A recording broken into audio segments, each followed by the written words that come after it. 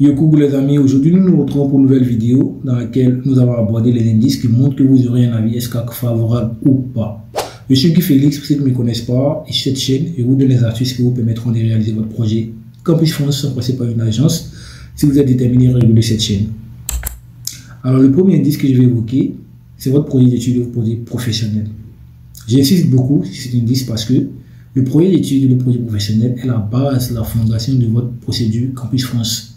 Sans un projet d'études ou un projet professionnel solide, c'est pas fort probable, c'est pas évident que vous aurez un avis SCAC favorable ni obtenir des acceptations au niveau des écoles, publiques comme privées.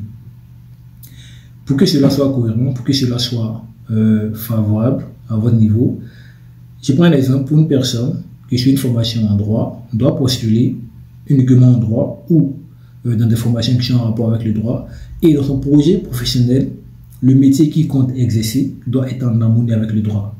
C'est ainsi que votre projet d'études, votre projet professionnel sera cohérent pour un avis SCAC favorable.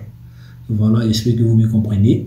Le second indice que je vais évoquer concerne ces personnes qui n'achèvent jamais leur année académique, qui changent de filière n'importe comment. Il y a ces personnes-là, c'est-à-dire commencer une année, peut-être en droit par exemple, et ils sont censés obtenir une licence ou un diplôme en droit, et ils changent de filière sans avoir fini. Il fait une première année en droit, ils changent de filière sans faire une deuxième année en communication. Vous voyez, il y a ces personnes-là, et ça, c'est pas cohérent, c'est pas digne d'obtenir des acceptations ou avoir un avis SCAC favorable. Le troisième indice que je vais évoquer, ils sont ces personnes-là qui ont eu à faire des années blanches, pas de façon intentionnelle, mais soit ils étaient malades, ou soit ils ont fait face à des grèves scolaires.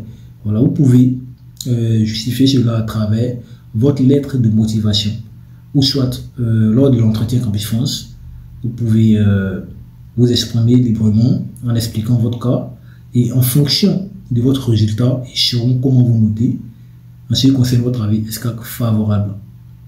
Le dernier cas que je vais citer, ils sont ces personnes-là qui ont des documents incomplets. Un document incomplet, c'est pas fort probable que tu auras un avis SCAC favorable. Voilà. Mais il arrive des fois où vous avez de la chance, où Campus France vous contacte en vous disant que votre dossier ne soit pas complet. Voilà, là, vous pouvez leur expliquer le pourquoi, parce que généralement, il y a certaines écoles où la demande de documents prend du temps, et du coup, Campus France ne va pas vous attendre. Et quand c'est comme ça retarde les choses. Et lorsque, par coup de chance, vous aurez des appels au niveau des agents Campus France, vous saurez les expliquer. Voilà, mes bulletins seront disponibles tant et tant. Voilà pourquoi j'ai pas pu les soumettre maintenant, mais je le ferai plus tard. Et vous attendez lorsque les documents arriveront. Vous pourrez les enregistrer. Par contre, il y a d'autres personnes qui n'ont pas cette chance-là, qui ne reçoivent aucun appel. Et là, c'est compliqué. Voilà, parce que le document est incomplet. C'est pas fort probable que vous aurez un avis SCAC favorable. Alors, c'était tout pour cette vidéo. Je récapitule pour ces personnes. Voilà les indices qui montrent que vous aurez un avis SCAC favorable. Il y a d'abord votre projet d'études et votre projet professionnel qui doit être cohérent pour un métier en rapport avec votre formation. Voilà.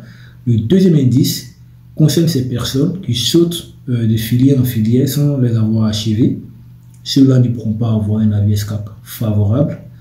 Le troisième indice concerne également ces personnes qui ont eu à faire des années blanches ou qui ont eu à faire face à des situations vraiment compliquées. Ils pourront les expliquer à travers leur lettre de motivation. Voilà, il faudrait que votre lettre de motivation soit solide vraiment pour pouvoir les convaincre. Le dernier indice serait ces personnes-là également qui n'ont pas de dossier complet.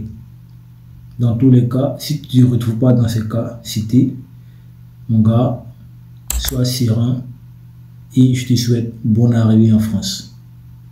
Alors, ça sera tout pour cette vidéo. Si elle vous a plu, merci de vous abonner, activez la cloche de notification pour ne manquer aucune de mes prochaines vidéos. Et je vous dis à la prochaine.